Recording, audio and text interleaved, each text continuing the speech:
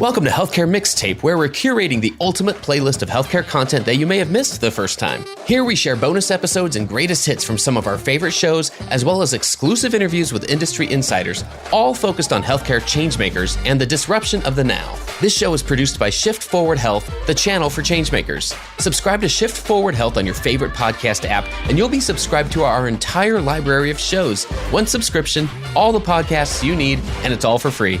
I'm Jared Johnson, your playlist curator, and it's time to mix it up.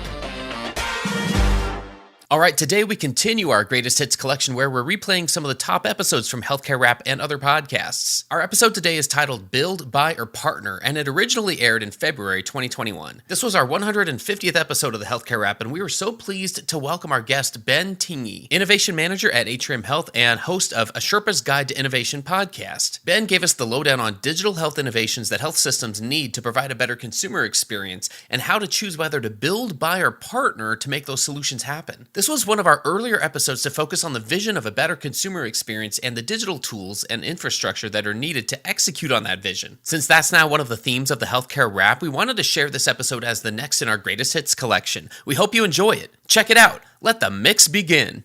All right, let's get deeper into the flow here. We've got Ben Tingey in the house. Ben is the Innovation Manager with Atrium Health, and he's host of A Sherpa's Guide to Innovation. It's a great podcast about healthcare innovation, digital health, human-centered design, and lots more. Ben, welcome to the Healthcare Rap.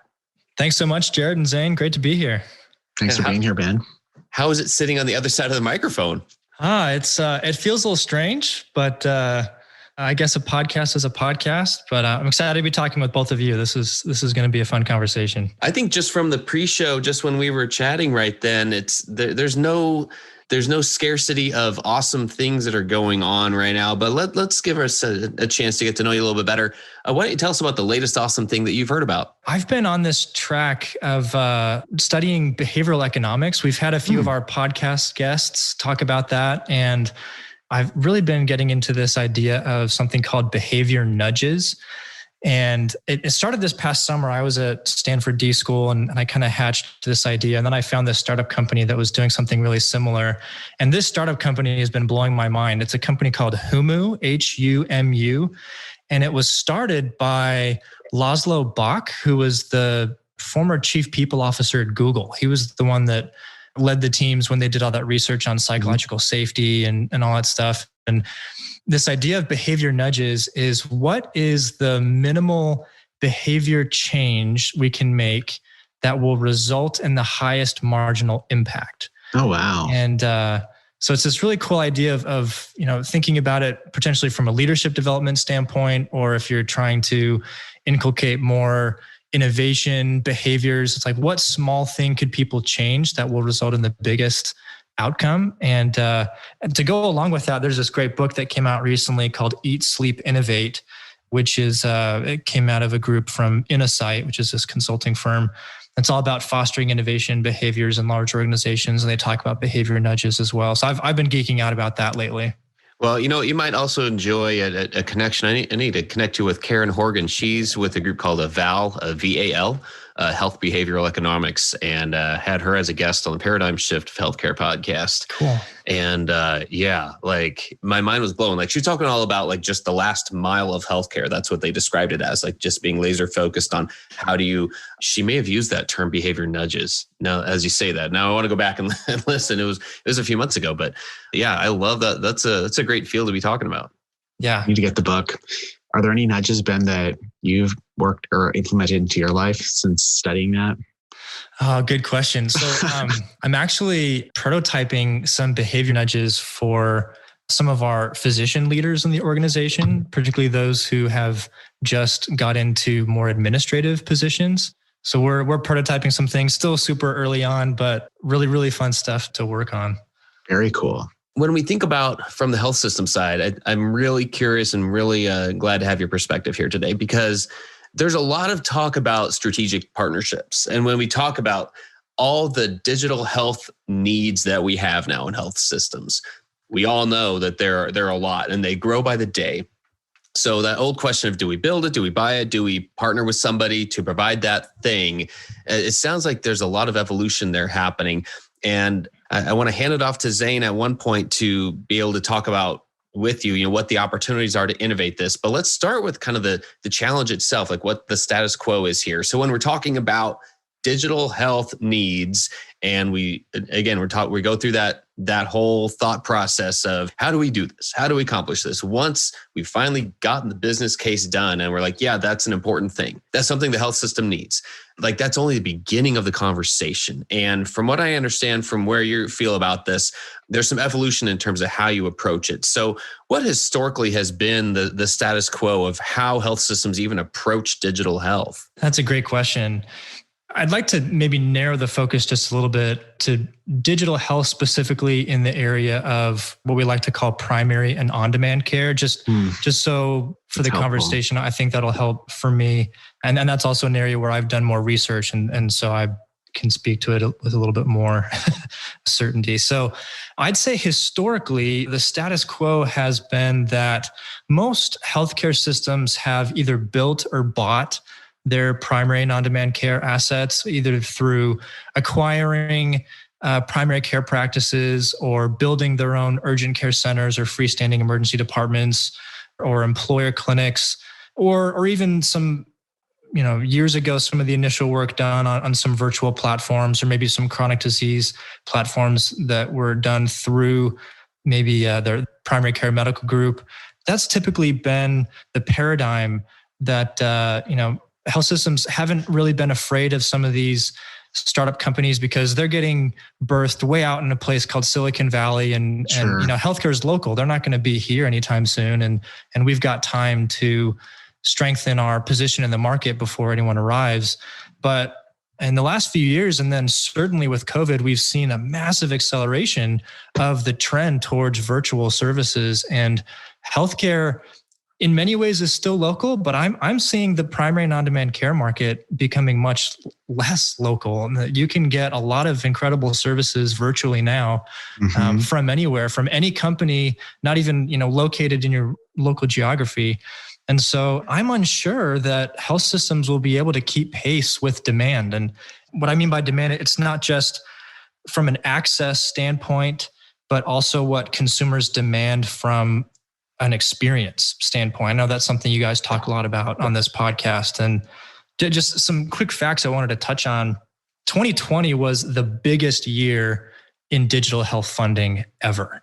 Rock Health recently came out with their year-end report, and they reported something like $14 billion in digital health. And then if you add also any of the debt financing or public market financing that some of the companies got in 2020, it's more like 22 billion, which is just a crazy amount of money being invested in these startups. And I just don't see health systems across America spending $22 billion on new and better primary and on-demand care services. I don't know that health systems have that capital, especially now with getting squeezed with COVID.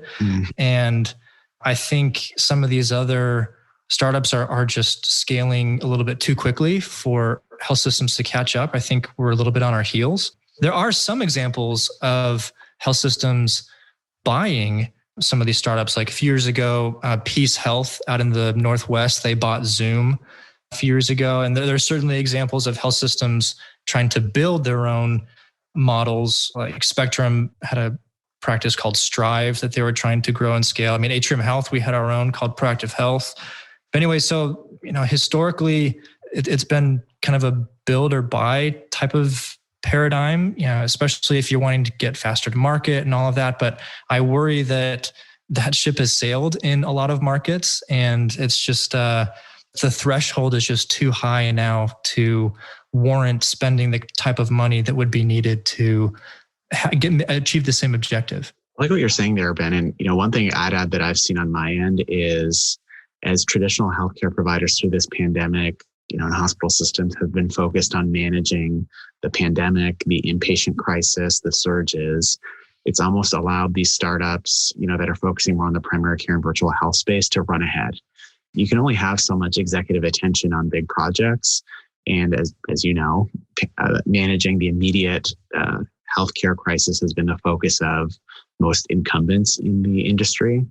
And so there, in my view, not in addition to the investment, there's also been sort of like this this time that these startups have had just to run ahead, because traditional health systems were, in my view, didn't have a whole lot of time to make decisions or a lot of focus. Yeah, that's a great point. Yeah, when you think about this in terms of what's keeping things from changing or improving, I do like this thought of just things evolving. Like you said, like the way that things are going now with investments, that's fascinating to me, because I think health systems don't necessarily, again, just ones that I'm familiar with, they don't tend to think that way. And it seems like they need to. I mean, it seems like they need to understand that there's got to be some point where it seems like everyone is just where we want to get out from under the pandemic, where we are trying to start running ahead. We are starting to want to say, okay, can we just focus on something else other than the day-to-day operations of the last 12 to 14 months? And God bless everyone, who's been involved in those efforts. I mean, Zane's sitting here and has been involved with the vaccine efforts at Henry Ford for, like this whole time. So I don't know, Zane, when you even get sleep right now, but like I can only imagine, how much you guys are just like dying to let's focus on something else right now. And so, hey, what can that cool thing be? And so I'm hoping that's not the thing that's drawing us to try to innovate. Innovation still needs to come from the right place here. Absolutely. Yeah, it certainly needs to come from what the consumer's demanding, and not just what we think might be flashy or exciting. It's got to be something that helps them make their desired progress. Absolutely. And the other thing too, and I know we talked a little bit about it in the pre-show, Ben, is a lot of these startups not only can attract, call it the financial capital, but I'm also seeing that they're able to attract the human capital. Yeah. And incumbent healthcare providers are having trouble, especially maintaining people like yourself who are young and brilliant and potentially millennial or Gen Z. And that's going to be a problem too. So even if you could get the money, can you attract the talent that has the skill set and acumen to build out, whichever tools you're pursuing? Yeah, the skills needed to run and scale a startup are very unique and not often found in a legacy health system, just because, the name itself, legacy, the hospitals have been around for decades, and the operations of a hospital are very different from a startup company. And so the schools of experience needed to be successful in doing that is just a little different. But I still think there's hope, because I think there's still win-win opportunities where health systems can focus on their strengths and let the startups focus on their strengths. And so I think there's real opportunity there for innovation. That. Well, why don't we talk about that then? So where are opportunities and that health systems can innovate in this space to either become a better partner or find a better process to make the decision on whether we build or buy? Yeah. And this is where I'm really encouraged. I don't want what I've said previously to be a downer to health systems. And I just think we need to be realistic about what has happened in the market. And I feel like when it comes to the opportunity for partnerships, I think it's best for the consumer to pursue partnerships with these companies as long as the health system can integrate the experience that startup provides in other areas of the healthcare system. Because the consumer expectation is going to be that if I'm getting this great experience from a One Medical primary care experience and I get referred to specialists or I have some type of procedure, I'm hoping for that same experience throughout all of my healthcare journey, not just in that primary care space. And so I think the value that health systems bring is the continuum, is the clinical assets that we have from birth to death that health systems maybe have more modular solutions where they're serving maybe just one or two jobs to be done. Whereas a health system, especially those that are, full continuum providers, are serving so many different kinds that they can create this sort of interdependent system that pulls in these modular pieces and then integrates them across the whole healthcare journey. And so I think there's lots of opportunity. I would provide some caution though. I think I wouldn't rule out entirely acquisition as a strategy. Sure. I think there may be opportunities that exist that are unique. And if a health system has the type of capital and desires that speed to market, it could be a really great opportunity. But my one caution is how you integrate that startup company into your operations is going to make or break it. And when I say integrate, I actually mean don't integrate it at all. If you acquire one of these companies and you want it to continue scaling and growing at the pace that it was, don't smother it. Don't try to integrate everything into the way that you operate. The reason that startup was so successful is because it had a different business model. And so don't kill the goose that laid the golden egg by trying to reforge it in your own image. Let it be kind of a separate organization and let it do its own thing and make sure that it's aligned with your strategic interests, but let it grow on the side and kind of keep it at arm's length. And that'd be my one caution for if you do pursue an acquisition strategy. Have you seen that done well somewhere, or have some like very practical tips on how one might accomplish that?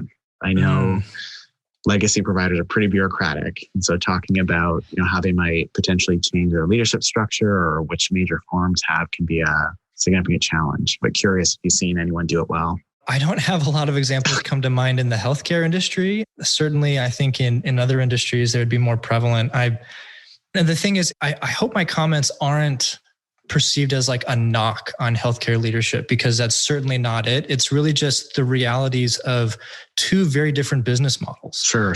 And the way that a business model is organized is designed to provide the outcomes it is designed for. And absolutely. And so the way that one business model operates and the way that another one operates, both can be good at achieving their outcomes. But if you combine them and mix them too much, the unique processes and priorities and value propositions are just going to get mixed up and messy, and it's going to dilute the power of one or the other. So I guess that kind of moves us on to the call to action. Like, therefore, what should we do? And if building and buying, if the threshold is much higher for pursuing those strategies and partnerships is maybe a better avenue, then what should you do? What I think about is, how can we as healthcare system leaders make us the most attractive partner to those companies? And what I don't mean is, don't concede too much. Don't have it be a race to the bottom as you're negotiating with these companies. It's not about that. Rather, be so good they can't ignore you. Especially if you're a health system in kind of a crowded market and there are other competitors that you have, like, how can you demonstrate to them that you are the most attractive partner that makes the most sense to their consumers, to be the one that will provide the best downstream consumer experience, that will be consistent and integrated? What could you change about your decision-making process? Or how do you shorten the sales cycle? How do you integrate better along the value chain? How do you maybe have a team that could Sherpa the startups through some of the bureaucracy of your organization? I think all of those things. It's a great recommendation. Yeah. From a startup company perspective, like if they're looking at two organizations and one has those resources and another doesn't, the likelihood of them wanting to connect with you is that much higher. And question for you. So going back to sort of like the human side of all this, one thing I've noticed is, some call them more seasoned executive leaders sometimes struggle having conversations with, call it younger companies, less mature companies. And there's almost like a language that some of these startups use to talk about their business. There's a certain flashiness to it. Is there anywhere that more traditional healthcare leaders could go to get, I don't know if it's like a school on how to talk design, how to talk startup, but to learn the language and understand sort of the landscape of new, largely digital business models? That's a great question. Maybe it's something we need to build. Yeah.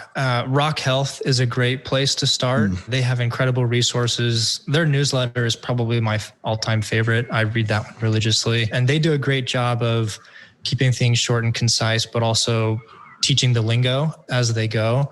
I mean, there are plenty of books out there and podcasts and things. You certainly listen to this podcast or to mine, to A Sherpa's Guide to Innovation. I mean, both of us, I think, touch on a lot of those topics. Yeah, I can't tell you how many meetings I've been to where I feel like I can sense almost from like a heart space that we're talking about the same thing, but we're using different terms. And sometimes that creates a little friction.